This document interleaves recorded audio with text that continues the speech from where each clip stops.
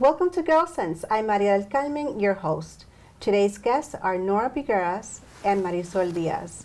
Nora will share her stepson's story of how he battled with mental illness. Marisol is a motivational coach and an aspiring yoga instructor who will share her opinions on how activities such as yoga can help with healing emotional and spiritual wounds.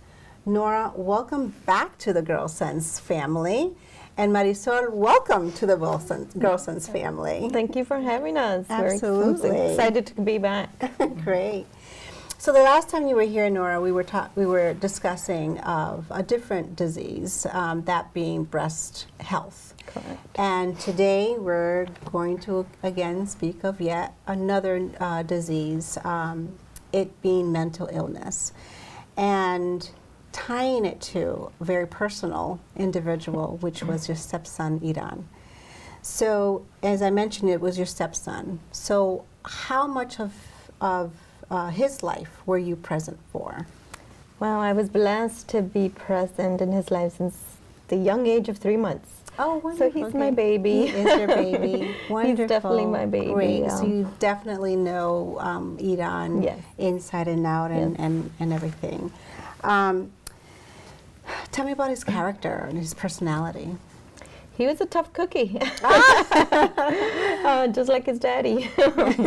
No, he was a wonderful. He had a stunning, captivating smile, just captivating eyes, personality. He was fun, but because he dealt with and lived with mood disorder, he fluctuated. So there was his circle was very small. Pretty much it was family. He never really had friends, but again, just much like my husband. Okay.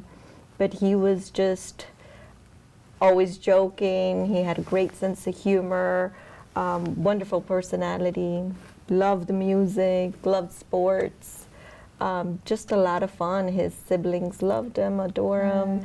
My younger daughter, who's my biological daughter with my husband, idolized him because he was into the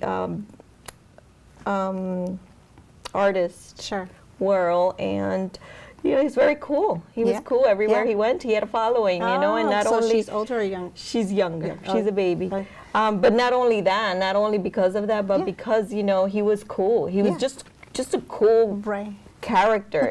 His personality was captivating, like I said before. What did he love most about life? He loved music. He loved music. He loved music. He definitely had a passion for writing his own lyrics, and that's how we came. That's how he came to be known as Splash. He used to spit. Okay. And they call him Splash. Okay. Came up with with the nickname Splash, and that became his stage name. Okay. And Marisol, so being that the topic is mental illness, I don't know much about mental illness myself, but I know that there are many therapeutic activities that one can do. What is your take or your opinion with regards to utilizing exercise, especially yoga, or maybe through your motivational coaching, that will help with the healing? Correct. My personal opinion is I try to avoid medicine at all costs. I try to avoid anything that's going to cause some type of side effect in your system. And the best way to do that is by going natural, doing something, using your own body, using your own internal resources to be able to heal yourself. And yoga is definitely one of those, and I speak that from personal experience because yoga has helped me cope with many difficult situations, be it emotional, physical, various types of pain that a human being can go through in life. And just with the breathing techniques within the yoga practice, some of the stretching and some of the movements and the meditation are great help. I also believe a lot in holistic healing, so I try to use natural remedies, earth greens, Sure. herbs, things that are from the earth Sure. and natural that can that you can use in your water, you can use in your daily routine without Yeah. having it to impact anything in your blood. So it's amazing. So when one thinks of exercise, we think body fit, physical sense, right? I know that by exercising and feeling fit after you get your rewards from exercising, that emotionally and spiritually you kind of feel a little bit better. But when we take it to that next level to hit the core internally for healing any wounds that one may have experienced, it's amazing when we think of it in that way, in the holistic way. Yes. So thank you. As I mentioned before, I don't know much about illness, mental illness, other than the obvious. But I do remember many years ago just learning that many comedians suffer from mental illness. They're clinically depressed, and they utilize that laughter as a coping for coping their disease. I understand, I guess. I get it, but I mostly don't get it. Because it's so opposite ends, like oil and vinegar. You're depressed, but you're laughing. It's just, one would have to be in the circle to kind of like understand. When I think of so many greats, that we learned afterwards, after their deaths, Robin Williams, like, who knew? I would have guessed ADHD maybe, because we know he could, but mental illness would not have been a guess of mine. So with that said, why do you, Marisol, why is it that they're able to suppress this mental disease so masterful that at the end it's the loved ones that are the last to know many times? Well, a lot of the times, because when you think of mental illness to the everyday human, it's a stigma. It's like you're crazy, something's wrong with you. And the person who is dealing with this disease or feeling some type of emotion that they feel something is wrong with them and they feel ashamed. They feel embarrassed to come forth and express how they're feeling for fear of being ridiculed or judged. And sometimes consider it almost like a bully. Yeah. When a bully is a bully, they're doing it because they're hiding, they're suppressing something themselves. So they use that bullying as a mechanism to make themselves feel better. So a lot of comedians would use laughter and joking or making fun of something or situation or whatever they use in their skits to help themselves feel better and suppress that negative feeling that they might be feeling. And that temporary laughter would actually make them feel better in that moment. It's just still bizarre. Yes. I understand it, but it's just so bizarre. Well, if I could chime in, I am doing my master's now, and I am doing it on mental health. Okay. And in my research, I have found that when we take part in activities like yoga, like physical activity, like laughter, our endorphins, our brain produces, and I think you've shared that with us during our yoga sessions that we'll get into later, that it produces the same endorphins that you do while you're having a hug, while you're you're hugging someone, and how good that feels. Yeah. So laughter is one of those feelings that produces those endorphins in our brain. So it's really important, and I think that's why that's why they do it. The not only the comedians, but I think that a lot of people, Absolutely. even us, when we practice yoga, you could just do the laughing yoga. Yeah. And it changes your mood around. Nice. Wonderful. It's just that combination. I understand there are people suffering with mental illness, lots of other professions. Yeah. Comedian, it's just bizarre. It's just that It's opposite. It's hard to understand, connect, right? But Nora, when did the family discover that something was happening outside the normal adolescent challenges that one may have with your kids, in your case with Iran? Well, he's always had since he started school. You know, I Okay. think it was, yeah, since he started school, because he was with his biological mother, you know, early on at home. But when he started school, when he started those interactions with individuals, and he just wasn't really coping because he felt misunderstood half of the time. Sure. Then he isolated himself, and by isolating himself, of course, I'm sure, you know, I want to say that I could understand if you isolate yourself, you're feeling lonely because nobody wants to hang out with you. And then that either turns to either depress or anger, you know, and I think he chose a lot of times anger because then he blamed it on someone, or he probably blamed it on himself or the family, or, you know, so many emotions there I can't even speak on. Sure. But I'm assuming, or you know, I have a feeling that that's kind of what. But it was early on. It was definitely early on. So there was a lot of meetings at school. There was a lot of resource that, as a family, that we had to combine and be, because we're a blended family. Sure. Those challenges were even bigger. Greater, yeah. So was it automatically known right off the bat, like, oh my God, there must be something mentally with him, No, or was it more of absolutely not. a behavioral? It was behavioral. Okay. It was always behavioral. I mean, we didn't discover that it was actually a mental health condition until after several evaluations, after us as parents, Sure. as a family, advocated for Advocating. him. Because, you know, unfortunately, you know, I think it still happens, you know, in the school systems or even in the workplace. Sure. You're labeled, and you're labeled at either they can't depend on you as an employee, and you're fired, or as a student, you have behavioral issues and you're either suspended. So he was either always suspended or, you know, out in detention or inside Sure. suspension. So we had to make sure that we get him the resources that he needed. When it was discovered, clinically wise, when it was discovered, when did he learn of it, learn of what mental illness is and that he had it, and how did he accept that? I think he didn't accept it until after he was a little older. I want to say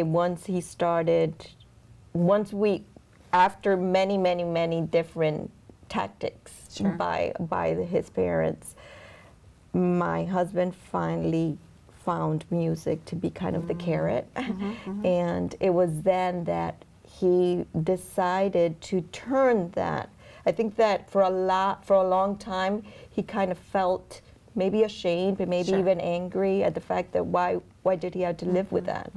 And I could see why he would be. There would be so many confusion. So I think that that's what he took it on, and he kind of turned it around and used that as a coping mechanism for himself. So when he wrote about his feelings, about his struggles. So that's how you were able to identify it. Did he say it to the family, like, okay, I have this? Well, no, we Not were directly. diagnosed. We got him evaluated, and Yeah. they've diagnosed him. Okay. But when by he doctor. realized it himself, was he open about Yes. it vocally? Okay. Yes, absolutely. He actually wrote a song. So Got when it, he was okay. young, they used to tease him, and because he used to have to take pills, so they Yeah. called him Pill Boy. So he actually turned it around and called himself Splash the Pill Boy, which was okay. You know, it was.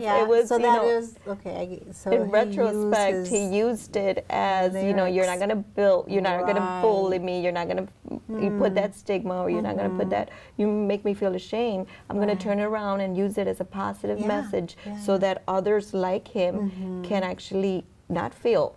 That's a gift. That is That is a a gift. very That yes. is a It gift takes a to very do. special person. A very special to individual do that. yeah. And he actually has a nice video and a song called "The Pill Boy" that I encourage you to look up in YouTube. Well, and- I will load it up to the Yes. GyrlSense.com. Yes, please and do. everyone will be able to see it. But of Excellent. course, I know he has a website as well. So before Iran, were there any family experiences with the mental illness? Were you aware of it? Was your husband aware of it? Do you think that it was a one-off or hereditary or? Well, I mean, I think there are so many different, does our environment, when you think about mental health, well, for me, as far as when I look at mental health, we're human beings. We all have a brain. We all use it. It's all mental.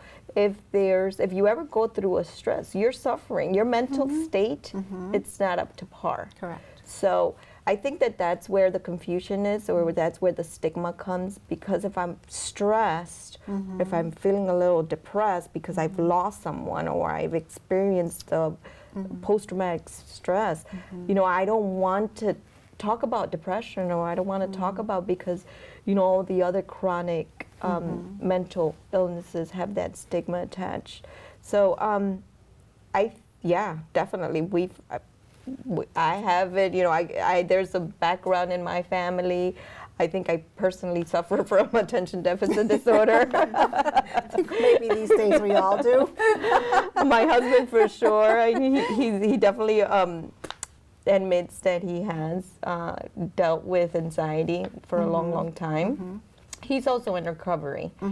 He's been about 13 years sober now. Oh, so nice. that all falls under the mental health.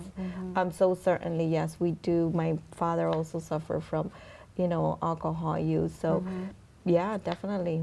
It wasn't new, but it wasn't new to us. Sure.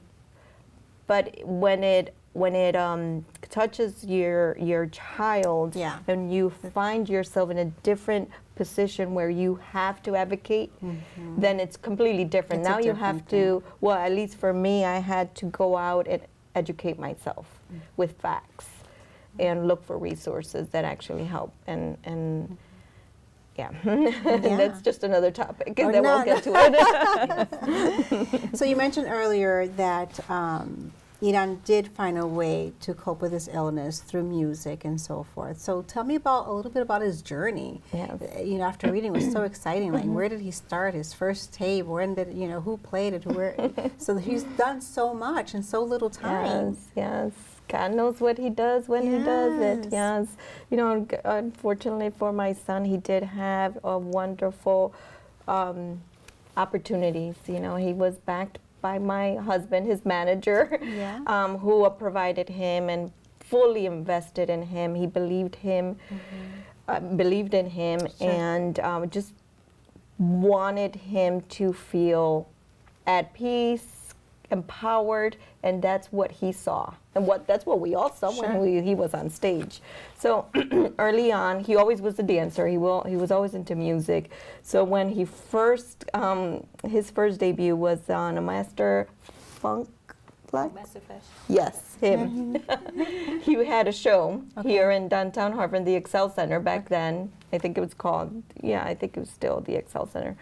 And then they had like a contest, a dance contest, and he actually won the dance contest. And, that just brought him all kinds of joy. Of course. His father saw the light in him. He was like, this is it. Yeah. And he always wrote, even when he was younger. Okay. Him and his father used to be downstairs in the basement, the rooms, kind of battling with each other. So that's where it just took off from there. And, thank goodness my husband has a great network that allowed him to provide him with the networks that he did, the connections that he did. So he had a lot of collaborations with several artists that are well known in the industry, and he was able to get on. They were able to get on the CD with world-known DJs. His music is on 93.7. Right. We have the full support of the 93.7. They're basically family when we do events or when we do anything in his honor. And when he was alive, they were all there. Yeah. It's just amazing, I'll repeat myself, that there's so much when you do read about him, of all that he did in so little time. So you would imagine, where he would have been today. But but for him, at that time, he made it. Yes, he did. You know, yeah, he traveled. He traveled. He traveled to Miami. He did a video Yes. in Miami. He did a video in Puerto Rico. That was his last video in 2016. We all went. And that was a beautiful experience. He has a Puerto Rico song. His father debuted it as well. But he did. He went to Texas, to the Yeah. South by Southwest Festival, I believe twice. That's pretty hard to get into. And not only was he just there, he was actually able to perform. So that was Yeah, pretty cool. It's pretty special. Yeah, really, really special. We've been speaking in past tense, so obviously we know that Iran has passed away, and it did happen in a tragic accident in 2016. Yeah. Your family honors his memory through a project called Splash, which you mentioned a little while ago. But what does Splash stand for? The Splash is attributed to his stage name, as I mentioned. His name is Iron Brugueras Jr., like his father, but he went by Splash as his stage name. So we've took Splash and looked for a meaning for it, and it stands for special people looking, aiming for success and health. Okay. And what's the mission and purpose of the... Well, as you know, what my son dealt with and lived with, the mental illness, we wanted to create a platform that promotes spirituality, empowerment, health, and success for individuals dealing with mental health. So how do we do that? We do that by empowering individuals to build themselves to their full potential, by identifying and reducing those barriers, and then at the same time creating that awareness, community awareness, and nurturing the family dynamics, which is so important. And I found that we didn't have that coming from a blended family. The awareness, 2018, we're going into 2019. The stigma's still there, not as much, but it's still there. Lack of resources. I found while we were in the midst of getting him help, there was so many fragmented services. It's not a lack of services. The services are out there, for sure, but they're definitely fragmented. Okay. So that's our mission. That's our vision. Our vision is to change the infrastructure eventually. Okay. So what does the venue look like? Is it a place where people physically go? Is it you pick up the phone and, is it a helpline? Like what's the venue look like? It's a group of community members. They came together, sat in my living room, and we have a passion and a goal, and that's what, for now, that's what it is right now. Okay. So what does that look like for anyone that wants or is dealing or living with, and we've gotten already calls, I love what you do, I believe what you do, I have a sister, I have a daughter, I suffer, I've dealt with this, they go on, and so we connect them.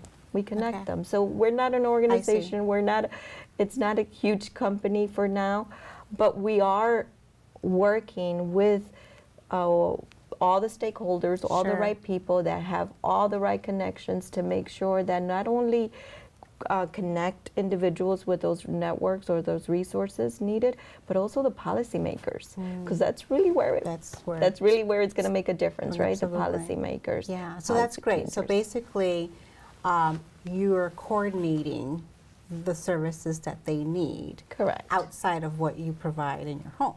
Speaking of, you're part of this. Correct. You're part of this cohort that you have at home. So when individuals who've had come or called, what's your role in this?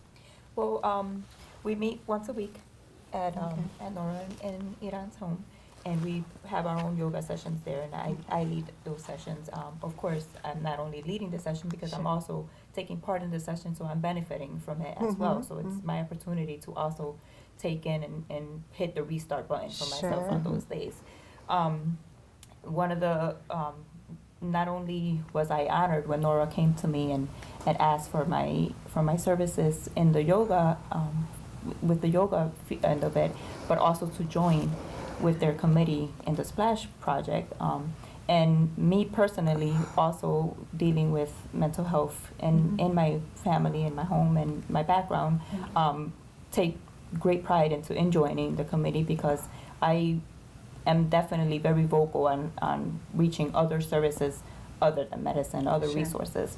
So when anyone comes and wants to join us, we're open. Yeah. You know, there are times we don't, even if we don't have the room, we'll make the room. We'll sit here, we're gonna do some breathing, we're gonna do some meditation, we're gonna come out of here rejuvenated, we're gonna come out of here feeling good and looking forward to another day. It's wonderful. So we've had what, the most, I think we've had what, We've had 12 people. 12 people at in point in my basement, yes. That's amazing. Just wonderful, yeah. All walks of life. That is Absolutely, yes, all amazing. walks and of all life. ages. All ages, it's open to everyone. And then there are days that it's just It's Marisol just- and I. Yeah. And I'm okay with that. Yeah. On those days, call me. I will join. And Nora mentioned laughing yoga, so there are days that we also incorporate that Right. into the yoga session. We just start laughing. Yeah. And like you said, there are endorphins in the brain that just by making yourself laugh, Sure. something changes. And Yeah. before you know it, you start off with that forced laugh, and before you know it, you're actually laughing Right. and feeling good, and it changes your whole mood. You can just feel the weight come Yeah. off of your shoulders. And I can understand to an extent because when I start training for the marathons that I run, when I start, like I'm on low key right now. When I start again in January, I need to run. Like I need to run, Right. and it isn't until I run the distance that spills the endorphins out, Right. then I know that I had a good run. And it's hard to explain that. Mm-hmm. So when I come home, everyone's, oh my God, and I'm talking about it, and everyone's like, oh You're God. energized, focused, yes. Well, let's do this, let's do that. I'm like, we're like, Have a we're- to-do list and they're like, everyone no. is like, we're tired. I'm like, oh, you should run with me. So I do get it, how that would be very therapeutic, because it is, therapeutic just by running. I can The imagine why. mindfulness. Exactly. You know, it's that mindfulness, it's that permission to just stop Yeah, and be still for that one moment. yeah, yeah. That's all. Just be present, exactly. Okay. And there's many ways. Iran dealt with cope by music. Music is a form of therapy. Yeah. Art. There's many ways of coping and finding that Right. that. And that's good because for Iran, he was able to find it with the help of his dad. Many out there who may be suffering may not have an outlet, don't know what will work for them, whether it's music or sewing or Right. painting or whatever it may be. So to have you to help them, to help them with that also helps in connecting them with the right resources. So much appreciated. Thank you. Very much appreciated. Well, thank you, because you're allowing us to do that one part of our mission statement, which is to create that community awareness. This is it. No, This good, is how we good. create community awareness, having conversations about mental health. And that's wonderful. I love it. I feel proud. So that you're I'm part of proud this it splash now. project. Of course, it all takes funds. Yes, lots and lots of fun. Lots and lots of funds. And I know recently you had a fundraiser. Yes. And it was at a bowling, right? Yes. So let's talk about. So that's another initiative. Okay. The yoga is one of our first initiatives, and then the second initiative was the creation of the Splash Fund through the Hartford Foundation for Public Giving. Okay. And what that goal is to be able to create a fund so big and so elite that all the organizations that are dealing with mental illness and have resources that are so excited to be part of that fund, to have that money, but then they have to have a multidisciplinary kind of care Yes. within their organization. Wonderful. So they offer alternative to treatment, like yoga, like Yeah, exercise. yeah. Like they look at nutrition. They do a full assessment of not only the individual, but of the family. Wonderful. What is the family dealing with? And Right. those are the organizations that are going to get those funds. And yeah, in order for us to be able to fund the organizations, we have to raise at least $25,000 first. So we're close, In less than what, 2 years? 2 years, yeah. In less than 2 years, we raised over 13 grand. Oh my God, that's wonderful. It is. Congratulations. It is. It's a community effort for You sure. will get there in no time. And if someone can't make it to the fundraiser, to your next fundraiser, or if you have one coming up, how can they contribute? They could do in many ways. They could go online to the splashproject.net and donate there. They could also go online to Hartford Foundation Public Giving Yeah. and donate there. They could also send a check to the Hartford Foundation for Public Giving. They could do it that way as well. That's wonderful. I am so delighted to once again have you back on the show. And Marisol, welcome to the GyrlSense family. And perhaps I'll bring you back just to do the yoga and the laughing. Absolutely. So that sounds good to me. Thank you so much. Nora, I do want to say it's so important to, again, have you on the show, but more importantly, I commend you with the passion that you have for all the causes that are out there. You're very passionate in your human services. Thank you. And I appreciate that. Thank you. Thank you. Thank you. I'm Maria del Carmen, your host. Visit GyrlSense.com for more information about our guests. Join us again for more GyrlSense.